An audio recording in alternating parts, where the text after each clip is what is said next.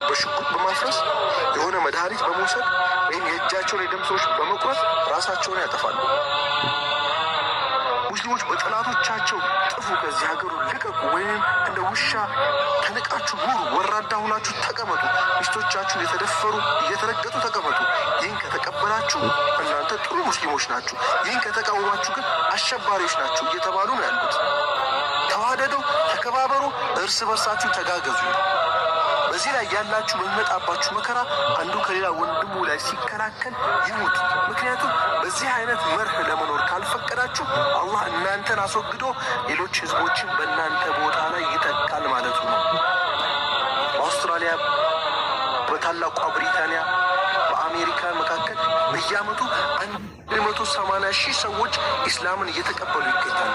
ልጆች ማለት የወላጆቻቸውን ማንነት የሚወርሱ ወራሾች ናቸው።